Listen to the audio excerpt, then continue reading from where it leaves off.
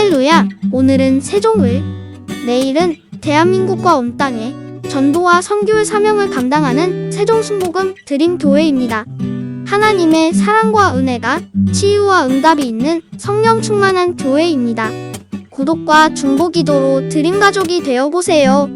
오늘도 주 안에서 참 좋은 날입니다. 오늘 저는 여러분과 함께 기독교 신앙과 역설이라는 제목으로 은혜를 나누겠습니다. 욕을 얻어먹는데도 실제 내용인즉 오히려 그것이 영광이 되는 것이 역설이 아닙니까? 사람들 보기에는 악한 사람 같은데 사실 알아보면 정말 아름답고 선하고 착한 사람입니다. 이것도 역설입니다. 속이는 자 같으나 참된 것을 전하는 자들이 우리 예수 믿는 사람들이, 무명한 사람 같으나 실제 하나님 앞에서는 굉장히 유명한 사람인 것이 기독교 신자들인 것입니다. 기독교 신앙에는 세상에 보는 것과 하나님이 보시는 것에는 완전히 다른 역설적인 면이 있다는 것을 보여주고 있습니다. 질그릇 같은 인간이 그 안에 죽으셨다 부활하신 예수님을 모시고 있으면 겉으로 보기에는 사방으로 우겨 삼을 당하여서 이제는 지역이 불능으로 보이는데도 불구하고 내용인즉 주님을 의지하고 쌓이지 아니하고 승리롭게 일어날 수 있는 것이 우리 기독교 신앙이겠습니다. 그 끌어들임을 당해서 망한 것 같은데, 어디를 봐도 망한 것 같은데 불사조처럼 살아나는 것이 우리 신앙인의 현실인 것입니다. 그러므로 기독교 신앙이란 하나님이 언제나 악을 선으로 바꾸시며 판을 바꾸어 버리는 놀라운 역사를 베푸는 역설적인 은혜의 의미가 넘쳐나고 있는 것입니다. 첫째로 그 역설적인 면 중에 가장 큰 한 면이 죄 많은 곳에 은혜가 많다는 것입니다. 생각해 보십시오. 의가 많은 곳에 은혜가 많아야 될 것인데 성경은 죄가 많은 곳에 은혜가 많다, 그렇게 말씀하셨습니다. 사람이 죄를 깨달으면 깨달을수록 더 많은 은혜를 받는, 탕자의 비유에서 보면 한 농부가 두 아들을 길렀는데 그 둘째가 아버지에게 자기의 몫에 태간 재산을 달라고 강요를 했습니다. 그 아들은 지혜가 있고 총명이 있고 모략이 있고 재능이 있고 당당하고 자신만만하고 잘났다고 생각했었습니다. 어디 가도 아버지쯤은 제껴놓고 더 잘 살 수 있다는 자신이 넘쳐난 사람이었습니다. 그래서 아버지의 재산을 나누어 받아서 그는 아버지가 없는 먼 나라로 가서 자기 중심에 서서 당당하게 허랑방탕하면서 살았는데 나중에는 재산이 다 동인하고 그 나라에 기근이 와서 밥도 먹을 수가 없는, 호구지책을 세울 수가 없는 비참한 처지에 떨어졌습니다. 먹고 살기 위해서 직장을 구하는데 나중에는 제일 천한 직업인 시골에 가서 돼지를 치는 직원으로 등용이 되고, 돼지를 치면서 배가 고파서 돼지 먹는 쥐염 열매를 얻어먹으려고 하다가도 그것도 충분하지 못해서 비참하게 되었습니다. 그가 완전히 비참하게 되었을 때 마음의 깨달음이 왔습니다. 그것은 자기가 얼마나 무능력하고 실력이 없고 바보천지 같고 살아날 수도 없는 인간이라는 것을 비로소 깨달은 것입니다. 탕자가 되어 깨어지고 나니 그때는 내가 과거에 살았던 것은 전적 아버지의 은혜로 살았다. 아버지가 은혜가 없이는 이제 살 수가 없다는 자신을 발견한 것입니다. 이 탕자가 아버지 집에 있을 때는 자기가 잘나고 실력이 있고 능력이 있고 당당하고 훌륭하다고 생각하고 아버지의 은혜는 전혀 인정하지 않았습니다. 은혜는 관심이 없었습니다. 그러나 자기가 생활 전선에 나와서 낭패와 실망을 당하고 고통을 당하고 깨어지고 의지할 것 없게 되어서 비로소 자기가 얼마나 못나고 바보 천치 같고 무능력하고 실력이 없는 존재라는 것을 깨달아 알고 난 다음에야 비로소 집에 있을 때 살아난 것이 모두 다 아버지의 은혜로서 살았구나 하는 것을 깨닫게 되고, 앞으로도 아버지의 은혜가 없이는 결코 살아갈 수 없다는 것을 깨달았습니다. 그래서 성경 누가복음 15장 17절로 19절에 보면 이에 스스로 돌이켜 가로되 내 아버지께는 양식이 풍족한 품꾼이 얼마나 많은가, 나는 여기서 줄여 죽는구나. 내가 일어나 아버지께 가서 이르기를 아버지, 내가 하늘과 아버지께 죄를 지었사오니 지금부터는 아버지의 아들이라 일컬음을 감당하지 못하겠나이다. 나를 품꾼의 하나로 보소서. 이처럼 변화된 것입니다. 이제는 아들도 될 자격이 없이 하루하루 품팔이에서 먹고 사는 품꾼의 하나로서 고용해달라고 아버지께 구하겠다. 그와 같이 깨어진 것은 고통이 다가와서 그 실상을 발견하게 된 것인 것입니다. 고통이 없을 때는 그가 잘난 줄 알았는데 고통을 당하고 그의 실상이 벗겨지자 얼마나 못난 자신을 발견하게 되고, 그가 살아난 모든 과거는 아버지의 은혜고 앞으로도 살아나갈 길은 아버지의 은혜밖에 없다는 은혜를 깨닫게 된 것입니다. 타락하기 전에는 은혜를 몰랐습니다. 타락한 이후로 은혜를 깨닫게 된 것입니다. 타락하지 않은 마청은 집에 있으면서 아버지에게 원망 불평하면서 아버지의 은혜를 조금도 깨닫지 못한 것입니다. 여러분, 우리에게 고통이 다가오고 우리가 얼마나 못났다는 것을 깨닫게 되면 그때 은혜에 대한 눈이 열리게 되는 것입니다. 예수님께서 어떤 바리새인의 집에 초청을 받아서 식사를 하러 가는데 그 동리에서 아주 죄가 많은 창녀, 모든 사람이 죄인으로 하는 그 여자가 예수님 뒤에 따라오면서 계속 눈물을 흘리며 예수님의 발에 키스하고 눈물로 발을 적시고 머리를 풀어서 그 발을 닦고 향유를 그 발에 부었습니다. 계속 따라오면서 그렇게 하니까 바리새인의 집에 들어왔는데 바리새인 시몬이 보니까 이분이 하나님의 아들이요 선지자라고 하는데 아니구나. 만일 그렇다면 저 더러운 여자가 계속 와서 눈물을 흘리고 발에 입을 맞추고 머리로 발을 씻고 향유를 부으면 부정 타는데 그렇게 못하게 할 것인데 저렇게 아무것도 모르고 허락하는 거 보니 사람을 통찰하는 안목이 없고 하나님의 아들이 아니구나. 그렇게 속으로 비평을 하고 있을 때였습니다. 예수님께서 시몬아 시몬아, 한 사람이 두 사람에게 돈을 빌려줬다. 한 사람은 50데나리온, 다른 사람에게는 500데나리온의 빚을 주었는데 둘이가 다 빚을 못 갚았다. 그래서 간청하기 때문에 빚을 탕감해 버렸는데 50데나리온 빌린 사람도 탕감해주고 500데나리온 빚진 자도 탕감해 주었는데 그 중에 누가 더 채주를 사랑하겠느냐? 아, 그야 500데나리온 탕감받은 사람이 많이 탕감받았기 때문에 그 은혜를 크게 감사하고 느끼겠죠. 맞았다. 내가 여기 들어올 때 저 여자는 끊임없이 눈물로 내 발을 적시고 머리털로 발을 닦고 향유를 붓고 내 발에 입 맞추기를 그치지 않았다. 너는 내가 들어올 때 발 씻을 물도 주지 아니하고 내 뺨에 입도 맞춰주지 아니하고 머리에 감람유도 부어주지 아니했다. 이 여자가 나를 이렇게 많이 사랑하는 것은 많은 죄를 용서받았기 때문에 그 은혜의 감격에서 나를 사랑하는 것이다. 적게 용서받고 적게 은혜 받은 사람은 적게 사랑하나 많이 용서받은 사람은 큰 은혜를 마음속에 느끼고 크게 사랑하나니라. 그리고 그 여자를 보고 말하기를 여자여 내 죄가 사함을 받았느니라. 그렇게 말씀한 것입니다. 여러분, 예수님께서 여기 말씀하신 것은 뭡니까? 죄를 많이 용서받았으면 그 죄 용서받은 것을 깊이 느끼고 그 은혜의 감격에서 더 많이 사랑하게 된다는 것입니다. 제가 청년 시절에 부산 대신동에 있는 월드 미션이라는 교회에 출석했습니다. 거기에 목사님이 루피 리처드 목사님이었는데 같이 교회에 나오는 북한에서 피난 나온 자매님이 한 분 계셨습니다. 그 자매님은 자기 딸을 늘 데리고 교회를 나왔는데 그 딸은 중등학교 교사로 있다가 연애를 했으나 남자에게 배반을 당하고 그로 말미암아 고통을 하다가 정신병에 걸렸어요. 그래서 어머니가 도와주지 않고는 한 발자국도 움직이지 못하는 딸인데 늘 싱글벙글 웃고 있어요. 그 딸을 데리고 언제나 교회에 와서 내 옆에 앉아서 예배를 드리는데 늘 하나님 앞에서 기도하면서 눈물을 비 오듯이 흘리고 손수건을 적시도록 울어요. 그래서 내가 할머니 매일같이 예배를 드리면서 왜 웁니까? 그러니까 청년은 울지 않느냐? 나는 울 것이 없는데요. 나는 안 우는데요.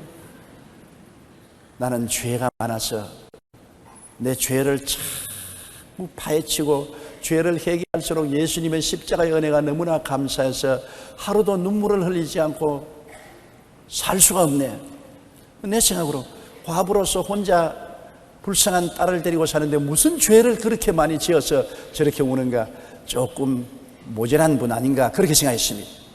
그러나 오늘날 제가 돌이켜보니 얼마나 제가 어리석고 바보 같고 천치 같은 놈인지 모르겠어요. 왜냐하면 우리가 죄를 많이 짓거나 적게 짓거나 그것이 문제가 아니라 내가 얼마나 깊은 죄인이라는 것을 깊이 깨달으면 깨달을수록 예수님의 십자가 보혈이 감사하고 그 은혜에 감격해서 눈물을 흘리고 주님을 사랑할 수밖에 없다는 것을 알았던 것입니다.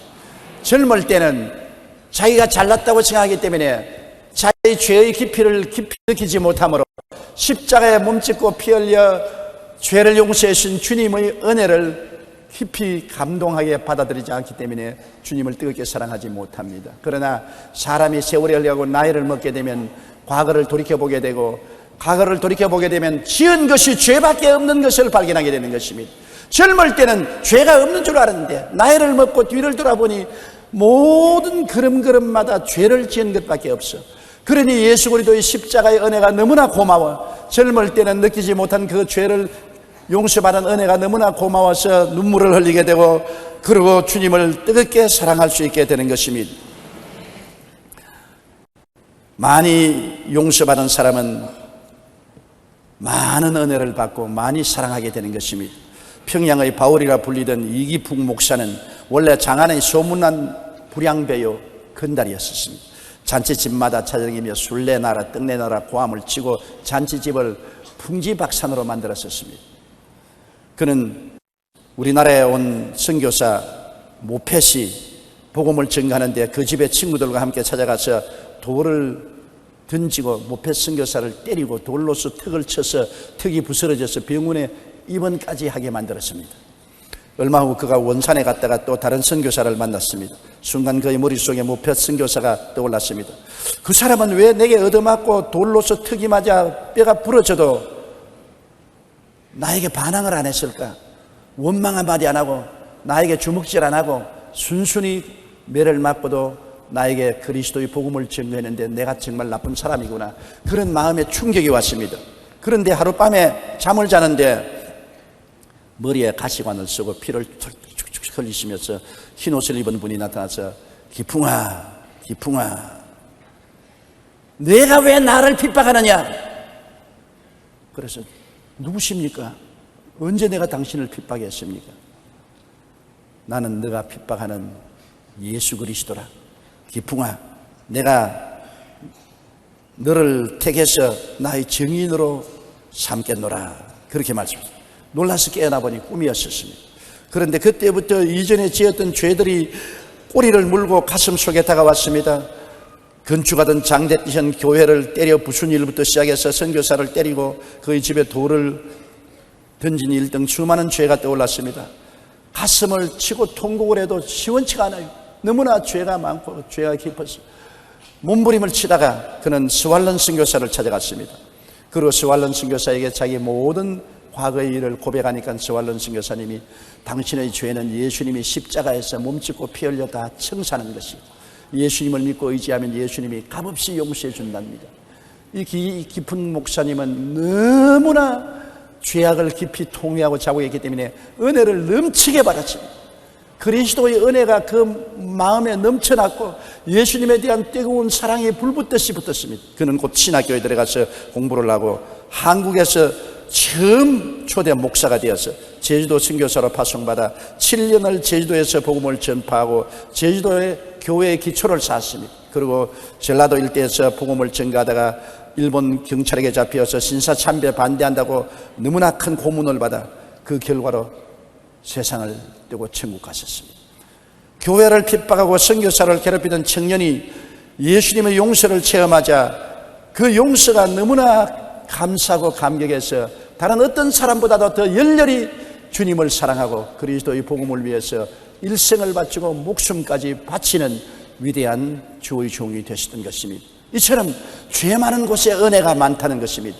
자기의 죄를 깊이 뉘우치면 뉘우칠수록 용서해 주신 주님의 은혜를 깊이 깨닫게 되고 은혜를 깨달으면 깨달을수록 주님에 대한 사랑이 넘쳐나게 되는 것입니다. 용서 안 받은 사람은 사랑하지도 않습니다. 용서받은 사람이 사랑하게 되는 것입니다. 자기의 죄를 깨달으면 깨달을수록 예수님의 십자가의 은혜가 너무나 감격적으로 가슴에 사무쳐오는 것입니다.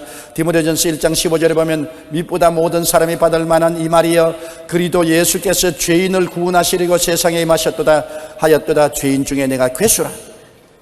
바울 선생이 일평생을 수없는 고통과 괴로움에서 허덕이면서도 복음을 전한 것은 주님의 은혜를 너무나 크게 받았기 때문인 것입니다. 바울이 말하기를 나는 죄인 중에 괴수다. 이와 같은 큰 죄인을 주님이 용서해 주었으니 그 은혜가 너무나 크고 그 은혜 때문에 그리스도를 위해서 목숨을 바쳐 사랑했던 것입니다. 여러분, 우리가 이 땅에 사는 동안에 내가 죄를 많이 지어야 은혜를 받는 것이 아니라 내가 지은 죄의 그 깊이와 넓이와 높이가 얼마나 무섭다는 것을 깨달으면 깨달을수록 예수 그리스도 용서하는 은혜가 넘쳐난다는 것입니다. 나의 죄를 깨닫지 못하는 사람은 예수님의 십자가의 용서를 가짜않게 생각하는 것입니다. 그러나 내 죄를 깨달으면 깨달을수록 내 죄가 얼마나 깊고 높고 넓고 무서운 것인 줄 알게 되고 그를 용서해 주신 그리스도의 은혜를 깊이 느끼게 되고 감격하게 되고 주님을 뜨겁게 사랑하게 되는 것입니다. 주의 성령이 오셔서 우리의 마음에 깊은 깨달음을 주셔서 회개하게 만드시고 주님의 은혜를 넘치게 받게 되시기를 주님 이름으로 축원합니다. 우리가 찬송가 138장을 보면은 그 찬송가 작가의 마음속에 느끼는 그리스도의 은혜를 읽을 수가 있습니다. 만왕의 왕 내 주께서 왜 고초당했나 이 벌레 같은 날 위에 그 보혈을 흘렸네. 만왕의 왕 내 주께서 왜 고초당했나 이 벌레 같은 날 위에 주 보혈을 였네. 십자가 내가 처음 볼 때에 나의 마음에 큰 고통 제하네. 오늘 믿고서 내 눈 밝았네. 내 기쁨 영원하도다. 주 십자가 못 박힘은 속죄함 아닌가. 그 긍휼함과 그 은혜 말할 수 없도다.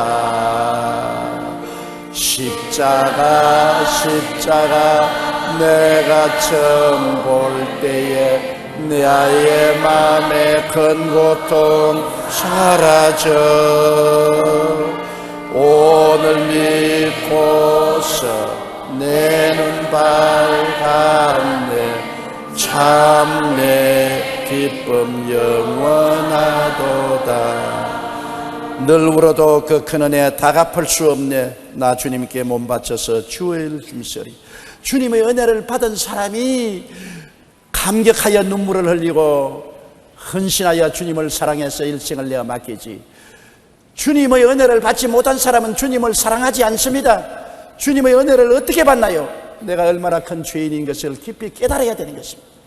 성령이 오셔서 내 죄를 깨닫게 해주시면 죄를 깨달으면 깨달을수록 그리스도의 십자가의 보혈의 은혜가 너무나 감사한 것입니다. 그렇기 때문에 기독교 신앙은 역설적입니다. 내가 의롭다고 할 때는 은혜를 받지 못하나 내가 죄를 깨달으면 깨달을수록 죄 많은 곳에 은혜가 많게 되는 것입니다. 늘 울어도 그 큰 은혜 다 갚을 수 없네. 나 주님께 몸 바쳐서 주의 일 힘쓰리. 십자가 내가 처음 볼 때에 나의 마음에 큰 고통 사라져. 오늘 믿고서 내 눈 밝았네. 참 내 기쁨 영원하도다. 예수님의 십자가의 은혜를 감사하면 우리 한번 박수하십시오.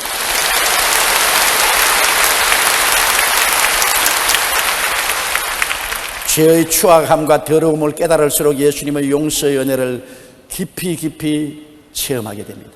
저는 별로 눈물이 없는 사람이었습니다. 그래서 우리 최하실 목사님이 조용기 목사의 눈에 눈물이 있으면 얼마나 많은 사람을 감동시킬 것인데 눈물이 없다고. 그런데 최하실 목사님이 교회에 오셔서 기도만 하면 훌쩍훌쩍 우시기 때문에 나는 강단에 앉아서 아유 참 주책이다 참 울었어요.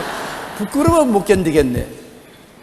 그랬는데 이제 제가 크게 후회합니다. 그때는 저는 젊었을 때고 우리 최하실 목사님은 연로하셔서 인생을 살아오면서 죄의 깊이와 그리스도 용서의 은혜의 크심을 깨달아 알았는데 저는 말씀을 증거하면서 너무나 피상적으로 그리스도의 은혜를 알았어요. 내 죄의 깊이를 알지를 못했어요. 그러므로 은혜를 많이 받지 못했기 때문에 눈물이 없었어요. 그런데 요사이는 주체할 수 없이 눈물이 나와서 부끄러워 못 견딜수있어요. 손수건 없이는 사람들에게 그리스도의 말씀을 전할 수가 없는 것은 나이를 먹으니까 내가 살아온 모든 발걸음마다 걸음마다 자옥마다 다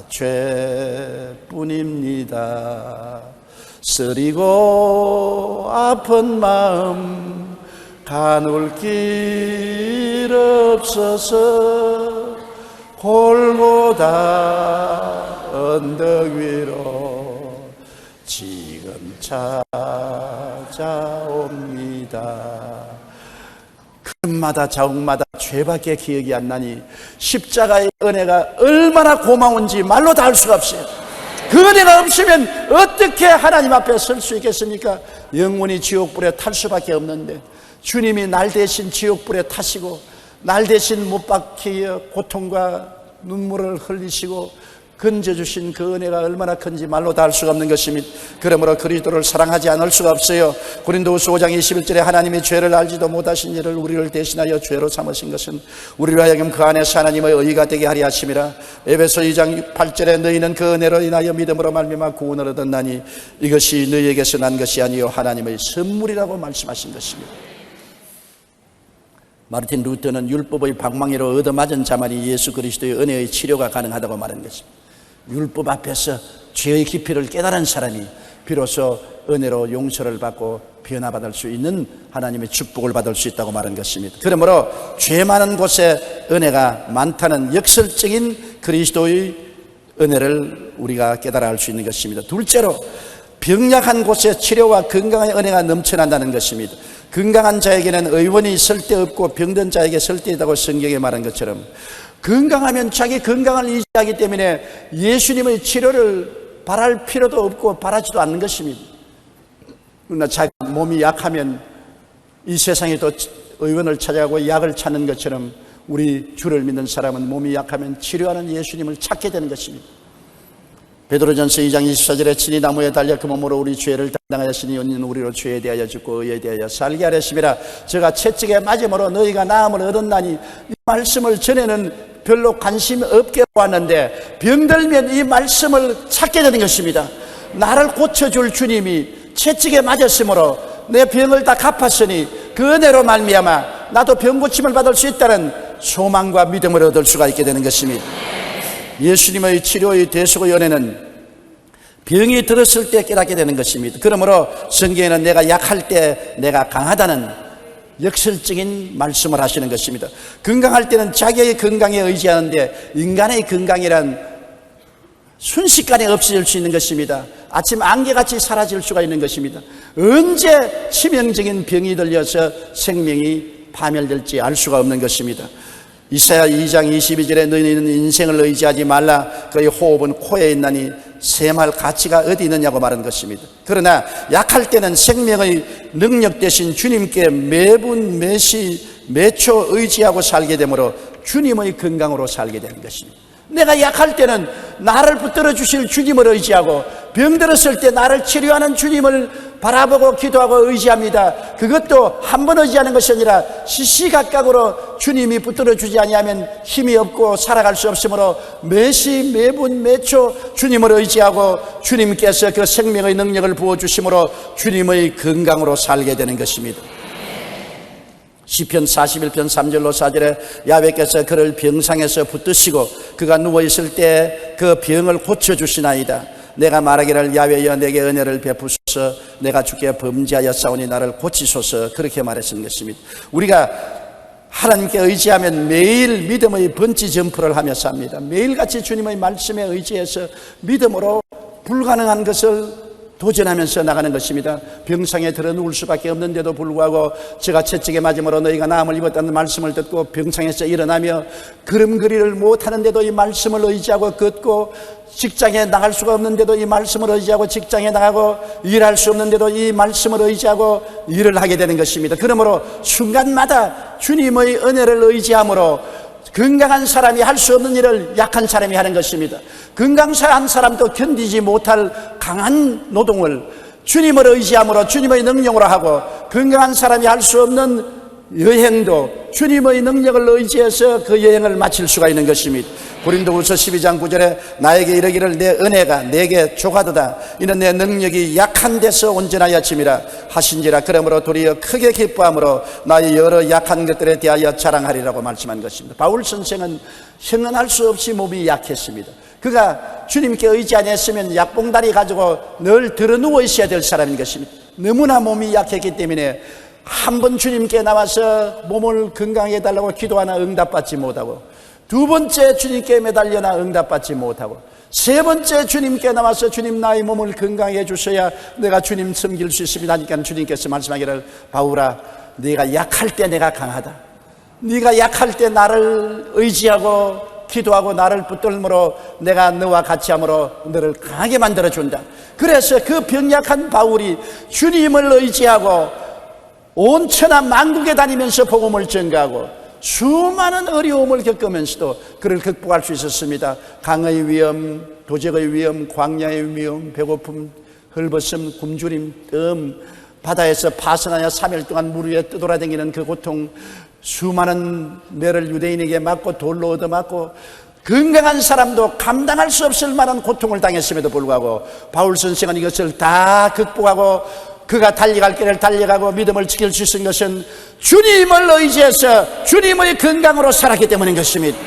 그러므로 약하나 주님의 건강으로 건강한 사람보다 더 위대한 일을 할 수가 있었던 것입니다. 내가 약함을 자랑한다고 바울은 말하기를 고린도후서 12장 10절에 그러므로 내가 그리스도를 위하여 약한 것들과 능력과 궁핍과 박해와 곤고를 기뻐하노니 이는 내가 약한 그때의 강함이라고 말한 것입니다. 주 없이 살 수 없어 순간순간 주님을 의지하고 주님을 바라보니 주님의 능력으로 그는 살았던 것입니다. 오늘 그러므로 이 역설적인 의미가 우리 기독교 신앙에 있는 것입니다. 병이 있고 몸이 연약한데 저 사람이 어떻게 건강한 사람보다 더 많은 일을 하고 더 활달하고 더 행복하게 사느냐, 희한하지 않느냐. 그것은 희한한 것이 아닙니다. 그는 약하고 병들고 무능력해도 그를 살리고 건강 주시고 힘을 주시는 주님께 시시각각으로 의지하기 때문에 주님의 건강으로 살고 주님의 능력으로 살고 주님의 힘으로 살아갈 수 있게 되기 때문인 것입니다. 이러므로 약한 사람이 더 강한 사람이 될 수 있는 것은 더 강한 예수님께 의지하기 때문인 것입니다. 여러분 1967년에 이스라엘의 총리였던 골다 마이어 여사는 굉장히 인물이 못났습니다. 제가 볼지라도 남자 얼굴같이 생겼어요. 나라도 골다 메이어 같은 여자하고 살려면 천리로 달아날 것입니다. 완전히 남상이에요.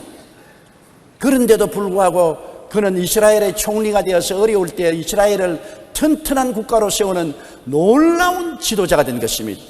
그런데 그가 죽고 난 다음 자서전에 이런 말이 기록되어 있는 것을 보았습니다. 내 얼굴이 못난 것이 다행입니다. 나는 못났기 때문에 아무 남자도 나에게 프로포즈도 안 하고 시집도 못 가고, 그러므로 내가 열심히 공부해서 나의 약함이 오히려 강함이 되어서 나라에 도움이 되는 이스라엘의 총리 대신이 될 수 있었다고 말하는 것입니다. 그는 죽고 난 다음 알게 되었는데 골다 메이어가 수상자리에 있는 12년 동안 아무도 모르게 백열병과 사투를 벌렸다는 것입니다. 그의 몸에는 피암이 있어서 백열병으로 말미암아 시시각각으로 어지럼증으로 쓰러지고 구토를 하고 고통을 당했지만은 하나님께 그로 말미암아 죽도록 의지해서 하나님 능력으로 훌륭한 총리 되시는 일을 할 수가 있었다는 것입니다. 그러므로 하나님 안에서 우리의 약함이 곧 강함이 된다는 것을 알아야 되는 것입니다. 강한 자는 하나님을 의지하지 않지만 약한 자는 하나님을 의지함으로 말미암아 오히려 그 약함이 하나님의 강력한 능력이 나타나는 그릇이 될 수가 있는 것입니다. 이것이 바로 역설적인 것입니다. 성경의 역설적인 말씀으로 너희가 약할 때 내가 강하다. 너희가 강하면 강하지 못하다. 그러므로 우리는 그리스도 안에서 오히려 우리가 약한 것을 자랑하고 내가 약함으로 주님께 의지하기 때문에 주님이 나를 통하여 강한 능력을 베풀 수 있다는 것을 알고 감사해야 될 것입니다. 셋째 번에 또 역설적인 것은 내가 가난할 때 부유하다는 것입니다. 배가 고픈 자가 음식을 찾고 목마른 우물을 파는 것처럼 가난하기 때문에 부유하신 하나님을 찾게 되는 것입니다. 돈 있고 부유한 사람이 하나님 믿습니까? 배고프고 헐벗고 굶주린 사람이 나를 도와줄 수 있는 하나님을 찾지 않습니까? 제가 1958년도에 불광동에서 개척했을 때는 너무나 사람들이 헐벗고 굶주리고 가난했었습니다. 그들에게 내가 그리스도께서 영혼이 잘 되고 범사에 잘 되며 강건하고 생명을 얻되 넘치게 해주신다고 복음을 전했을 때 사람들은 내 말에 귀를 기울이고 복을 주시는 하나님을 찾아 나온 것입니다. 오늘날 어떤 사람들은 교회가 기복신앙을 전도한다고 욕을 하지만은 여러분, 사람들이 헐벗고 굶주리고 가난하면 하나님밖에 찾을 데가 없는 것입니다. 내가 등 따쓰고 배부르면 하나님을 안 찾지 않아요. 헐벗고 굶주리고 배고프면 사람들이 안 도와주고 나라도 안 도와주는데 하나님을 찾을 수밖에 없지요. 하나님께 복을 받아 복을 하나님 섬기고 이웃을 섬기기 위해서 잘 사용하면 복은 큰 축복이 되는 것입니다. 축복을 받아서 내 육신의 정욕과 안모의 정욕과 이 세상 자랑을 위해서 선다면 복이 해가 되고 독이 되지만은 축복을 올바르게 사용하면 축복보다 더 좋은 것이 없습니다. 축복을 받아야 하나님 사업도 하고 축복을 받아야 이웃 사람들을 도와줄 수도 있고 기부도 할 수가 있는 것입니다. 하나님은 우리를 도와주셔서 우리에게 복을 주시는 하나님이신 것입니다. 사무엘상 2장 7절로 8절에 야훼는 가난하게도 하시고 부하게도 하시며 낮추기도 하시고 높이기도 하시는도다. 가난한 자를 진토에서 일으키시며 빈궁한 자를 그름더미에서 올리사 귀족들과 함께 앉게 하시며 영광의 자리를 차지하게 하시는도다라고 말한 것입니다.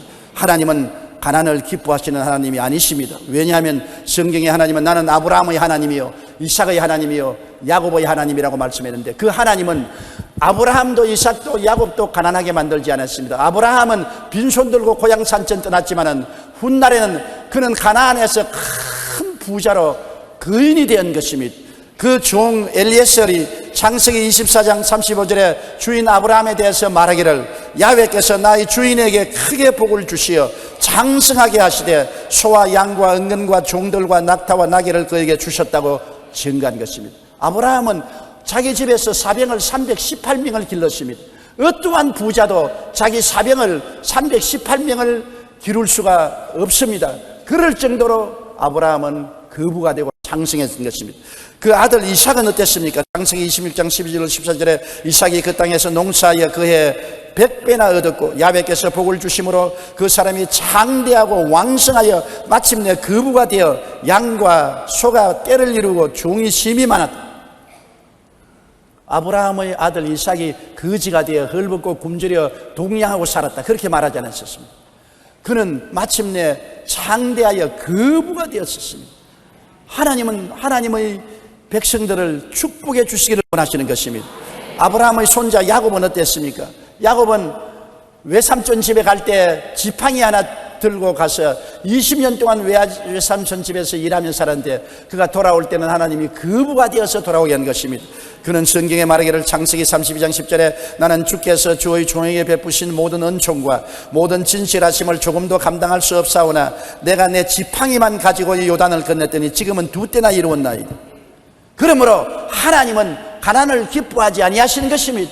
하나님은 부유하고 풍성하게 은혜를 주어서 하나님을 잘 섬기며 가난하고 헐벗고 굶주리고 고통당하는 이웃을 도와줄 수 있는 힘이 있게 만들기를 원하시는 것입니다. 교회 나오면 복을 받습니다. 하나님을 찾으면 복을 받습니다. 기복신앙이 나쁜 것이 아닙니다. 복을 구하는 신앙이 좋은 신앙인 것입니다. 우리 교회가 하나님께 복을 받아 장성하기 때문에 교회를 300개나 개척하고 600명의 선교사를 내어보내고 엘림복지 동산을 세워서 가난하고 헐벗고 굶주린 젊은 청년들과 노들을 돌보아주고, 대학을 세우고 시문사를 세우고 NGO를 통해서 온 북한과 전 세계의 어려운 사람들을 도와주는 이런 일을 할 수 있는 것은 하나님이 복을 주셨기 때문에 할 수 있는 것입니다. 아무것도 없는 사람이 어떻게 남을 도와주는 것입니까? 그러므로 우리가 복을 받아 내 탐욕을 가지고 살겠다고 하면 그 복이 나쁘지, 복을 올바르게 사용하면 얼마나 큰 복이 되는지 모르는 것입니다. 나는 여러분이 다 그리스도 안에서 아브라함과 이삭과 야곱처럼 복을 받아 하나님께 헌금하고 헌신하고 이웃을 돌보아 주어서 하나님의 영광을 나타내게 되시기를 주님 이름으로 축원합니다. 갈라디아서 3장 9절에 믿음으로 말미암은 자는 믿음이 있는 아브라함과 함께 복을 받느니라고 말한 것입니다. 아브라함과 이삭과 야곱과 함께 복을 받겠다고 성경은 말한 것입니다. 하나님은 가난을 짓지 않았습니다. 에덴을 만드실 때 에덴은 아름답고 영광스럽고 부요로 충만했습니다. 창세기 2장 8절로 9절에 야훼 하나님이 동방의 에덴의 동산을 창설하시고 그 지으신 사람을 거기 두시니라. 야훼 하나님이 그 땅에서 보기에도 아름답고 먹기에도 좋은 나무가 나게 하시니 동산 가운데는 생명나무와 선악을 하는 나무도 있더라. 동산에 부족한 것이 없었습니다. 하나님의 낙원이었습니다. 그러나 가난과 저주가 오게 된 것은 하나님이 만드신 것이 아니라 아담과 하와가 하나님을 거역하고 타락함으로 말미암아 저주를 받아 가난과 헐벗음과 굶주림이 오게 된 것입니다. 창세기 3장 17절로 19절에 아담에게 이르시되 내가 내 아내의 말을 듣고 내가 내게 먹지 말라 한 나무의 열매를 먹었은즉 땅은 너로 말미암아 저주를 받고 너는 내 평생의 수고하여야 그 소산을 먹으리라. 땅에 내게 가시 덤불과 은극기를 낼 것이라. 내가 먹을 것은 밭의 채소인즉 내가 흙으로 돌아갈 때까지 얼굴에 땀을 흘려야 먹을 것을 먹으리라.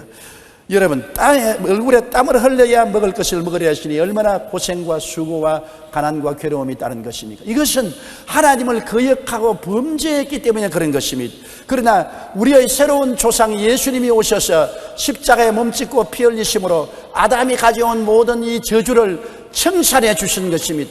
예수님의 은혜로 우리의 모든 가난이 저주가 청산된 것입니다. 고린도후서 8장 9절에 우리 주 예수 그리스도의 은혜를 너희가 알거니와 부유하신 자로서 너희를 위하여 가난하게 되심은 그의 가난함으로 말미암아 너희로 부유케 하려 하심이라. 예수님이 33년 동안 삶은 풍찬 노숙을 하며 살았습니다. 헐벗고 굶주리며 길거리에서 주무시고 살았습니다. 왜냐? 그의 가난함으로 인하여 너희로 부유케 하려 함이라고 말씀한 것입니다. 우리의 가난을 그의 33년의 생애를 통해서 청산하신 것입니다. 예수님이 십자가에 못 박여 고통당할 때도 성경은 이렇게 말하고 있는 것입니다. 갈라디아서 3장 13절에 그리스도께서 우리를 위하여 저주를 받아서 율법의 저주에서 우리를 속량하였으니 기록된 바 나무에 달린 자마다 저주 아래 있는 자라 하였습니다. 이는 그리스도 예수 안에서 아브라함의 복이 이방인에게 미치게 하려 함이라고 말한 것입니다. 예수님이 십자가에 못 박여 아담이 가져온 저주를 다 청산하시고 아브라함의 하나님, 이삭의 하나님, 야곱의 하나님, 아브라함과 이삭과 야곱에게 준 복을 우리에게도 주게 하려 하심이라고 하신 것입니다. 그러므로 예수 믿으면 복 받게 되어 있는 것입니다. 예수 믿는 것이 복 받는 길인 줄 알아야 되는 것입니다. 예수님은 우리에게 영혼이 잘됨같이 범사에도 잘되게 하고 강건하게 만들어주는 것입니다. 우리가 말씀과 믿음으로 부유하게 되고 그 믿은 대로 이루어지는 것입니다. 우리가 하나님 말씀을 깨달아 알아서 내가 저주받은 사람이 아니요 하나님께 복받은 사람이요 그리스도의 가난을 통해서 축복을 받은 사람이 그것을 깨달아 알게 되고 복받은 나를 꿈꾸고 바라보고 생각하고 이를 믿고 나는 복받은 사람이라고 언제나 입술로 시인하고 고백하고 감사하고 찬양하면 마음에 넘치는 복이 우리 생활로 나타나기 시작하는 것입니다. 왜냐하면 성경은 너희 마음에 가득한 것이 밖으로 나온다. 내 믿은 대로 될지어다고 말씀하신 것입니다. 우리는 복을 받을 만한 확실한 믿음을 가질 수 있는 것은 주님께서 우리의 저주를 몸으로 십자가에서 다 청산해버리고 말았기 때문에 예수 안에서는 아브라함의 복이 우리에게 주어진 것이 확실한 것입니다. 고린도전서 2장 9절에 기록된 바 하나님이 자기를 사랑하는 자를 위해서 예비해 놓은 모든 것은 눈으로 보지 못하고 귀로 듣지 못하고 마음으로도 생각지 못했다 함과 같음이라. 그리스도께서 우리에게 예비한 복은 우리 상상을 초월합니다. 눈에 못 보고 귀로 못 듣고 마음으로 깨달을 수 없을 정도의 복을 예비해 놓으신 것입니다. 너희는 내게 부르짖어라. 내가 내게 응답하겠고 내가 알지 못하는 크고 비밀한 일을 보이리라. 목사님, 나 같은 처지에 어떻게 복을 받겠습니까? 나는 지식도 없고 능력도 없고 돈도 없고 세상에 쓰레기 더미 같고 무능력하고 버림받은 사람인데 내게 무슨 희망이 있습니까? 그런 말을 하는 사람이 있습니다. 절대로 그런 말을 하면 안 됩니다. 왜냐하면 하나님께서는 우리가 알지 못하는 비밀한 길을 예비해 놓으신 것입니다. 하나님은 우리에게 놀라운 축복을 예수 그리스도를 통해서 예비해 놓았기 때문에 우리 눈으로 보지 못하고 귀로 듣지 못하고 마음으로 생각지 못했습니다. 크고 비밀한 일을 예비해 놓고 주님께서 우리에게 그것을 허락해 주시면서 언제나 주님 우리에게 말씀하시는 것이 놀랬지, 깜짝 놀랬지. 주님은 그렇게 말씀하기를 원하시는 것입니다. 우리가 전혀 생각도 못하고 상상도 할 수 없고 꿈도 못 꾼 일을 주님은 예비해 놓았기 때문에 주께 능치 못하심이 없으므로 강하고 담대하게 믿게 되시기를 주님 이름으로 축원합니다. 우리의 축복은 먼저 마음속에 깨닫고 바라보던 법칙으로 꿈과 환상을 가지고 내가 믿고 입으로 시인할 때 하나님의 역사가 나를 통해서 나타나는 것입니다. 고린도후서 1장 20절에 하나님의 약속은 얼마든지 그리스도 안에서 예가 되니라고 말씀한 것입니다. 여러분, 우리 한국에 박사마을이라는 곳이 있습니다. 2003년 2월 7일 국민일보 기사에 춘천시 서면에 관한 기사가 난 적이 있습니다. 서면은 원래 춘천에서 가장 가까운 동네입니다. 그러나 지리상으로 춘천에서 멀지 않지만 강을 두 번이나 건너야 되기 때문에 굉장히 외지고 벽지가 되어 있는 것입니다. 그런데 농토가 적고 경제적으로 낙후되어 있었습니다. 그러던 것이 1954년 금산리에 금산교회가 설립되고 복음이 전파되면서부터 달라지기 시작한 것입니다. 6.25의 전통에서 체면과 의식을 중시하던 수동적인 주민들의 기질이 복음을 듣고 난 다음 적극적으로 능동적으로 바뀌어진 것입니다.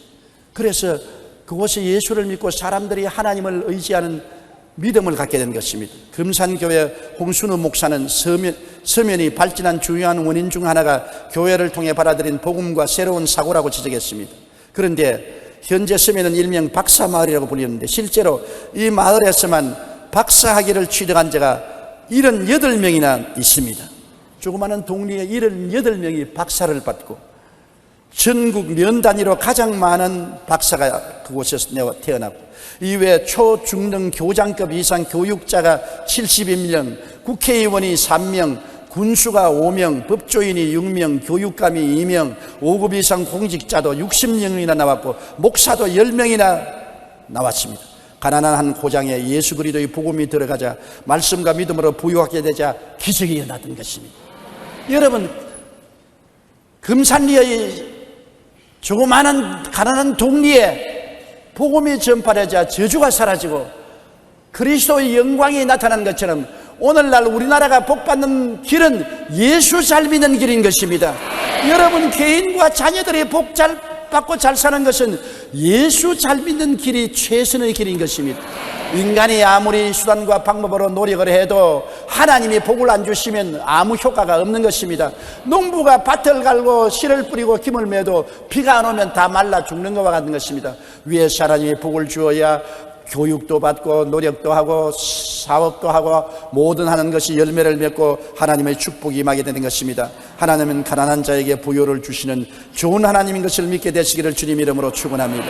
출애굽기 23장 25절에 내 하나님 야훼를 섬기라. 그리하면 야훼가 너희의 양식과 물에 복을 내리고 너희 중에 병을 제하겠다고 말씀하셨습니다. 시편 23편 1절에 야훼는 나의 목자시니 내게 부족함이 없다고 말씀하셨습니다. 우리가 하나님께 복을 받아 복을 하나님께 돌려드리고 가난하고 헐벗고 굶주린 이웃을 돕는 데 사용하면 하나님은 자꾸 30배, 60배, 100배로 더 넘치게 부어주는 것입니다. 주라, 그리하면 돌려줄 것이니 후회되어 눌러 흔들어 넘치게 해서 안겨주리라. 우리가 복을 받아서 내 자신의 욕심을 채우기 위해서 쓴다면 이는 기복신앙이요 잘못된 신앙인 것입니다. 그러나 복을 받아 하나님을 섬기고 이웃을 섬기고 돌봐주기 위해서 사용하는 복은 받으면 받을수록 좋은 것입니다. 하나님이 이런 복으로 여러분에게 채워주시고 우리나라에 넘치게 채우시기를 간절히 바랍니다. 독일의 사회학자요 경제학자인 막스 베버는 유럽 사회에 자본이 형성되고 복지국가가 형성된 이유는 기독교인의 마음속에 재물의 주인은 하나님이라는 생각이 있었기 때문이라고 말했습니다. 서구 경제의 근간이 기독교인의 믿음에서 출발했습니다. 구라파가 잘 살게 되고 미국이 잘 살게 된 이유는 그들이 하나님이 복을 주시고 물질의 주인은 하나님이시니 복을 가지고 하나님을 섬겨 살아야 되겠다는 그러한 올바른 신앙의 자세를 가졌으므로 하나님이 구라파와 미국을 복주셔서 세계 1등 국가로 만들어 주신 것입니다. 하나님 안에서 가난을 부요로 만드시는 것은 역설적인 것입니다. 여러분, 예수님을 만나면 인생이 역설적으로 달라집니다. 하나님은 판을 바꾸는 것입니다. 악을 선으로 바꾸고 절망의 판을 뒤엎어서 축복과 소망의 판으로 바꾸어 주시는 하나님인 것입니다. 그러므로 그리스도 예수 안에서는 역설적인 하나님의 은혜가 있기 때문에 우리는 절망하지 않습니다. 어둠이 그리스도 안에서는 밝음이 되어버리고, 저주가 축복이 되어버리고, 절망이 소망이 되어버리고, 가난이 부유가 되어버리고, 죽음이 영생으로 변화되어버리고 말기 때문에 하나님은 판을 바꾸시는 역설적인 역사를 하는 하나님인 것입니다. 그렇기 때문에 고린도후서 5장 11절의 말씀대로 누구든지 그리스도 안에 있으면 새로운 피조물이라. 이전 것은 지나갔으니 보라 새 것이 되었도다. 이전식 사고로 살지 않습니다. 이전식 꿈으로 꿈꾸지 않습니다. 이전식으로 믿지 않습니다. 이전식으로 말하지 않습니다. 우리는 새롭게 된 것입니다. 새로운 생각을 하고 새로운 꿈을 꾸고 새로운 믿음을 갖고 새로운 말을 하고 새로운 찬양을 부릅니다. 우리는 그리스도 안에서 하나님의 기적을 체험하는 사람들인 것입니다. 하나님이 같이 계시면 죄 많은 곳에 은혜가 넘쳐나고, 병든 곳에 치료와 건강이 넘쳐나고, 가난한 곳에 오히려 축복과 부요가 넘쳐나게 되는 것입니다. 하나님은 우리에게 찾아와서 우리의 모든 상상을 초월한 위대한 기적적인 역사를 베풀어 주십니다. 우리 고개 숙여 기도드리겠습니다. 사랑이 많으신 우리 하나님 아버지여, 전지전능 무소부지하신 하나님이 우리 하나님이 되시면 감사합니다. 하나님은 역전의 하나님이시라 우리에게 와서 역설적인 일을 얼마든지 행하시는 것입니다. 사람이 보기에는 사방으로 우겨 사임을 받은 것 같으나 하나님 보시면 사이지 아니하고, 사람 보기에는 낙심한 것 같으나 하나님 편에 보면 낙심하지 아니하고, 사람 편에서 보면 핍박을 받아 버림받은 것 같으나 하나님 편에서 보면 위로와 평안이 넘치게 되고, 사람 편에서 보면 거꾸로 들임을 당하 죽은 것 같으나 하나님 편에서 보면 불사조같이 살아 일어나는 기적이 일어나는 것이옵니다. 하나님 아버지, 예수 그리스도를 믿고 하나님을 의지하면 세상 사람이 생각하는 그와 반대되는 형상이 우리에게 항상 나타남을 알고 믿고 감사하고 찬양하고 긍정적이고 적극적이고 창조적인 신앙으로 나가게 도와주시옵소서. 예수님 이름으로 기도드리옵나이다. 아멘. 이제는 우리 주 예수 그리스도의 무한하신 은혜와 아버지 하나님의 영원하신 사랑과 보혜사 성령님 함께 계시고 내주하시고 충만케 하시고 인도하심이 오늘 성회에 출석한 성도 개인 가정 생활 자녀 위에 항상 함께 계실지어다.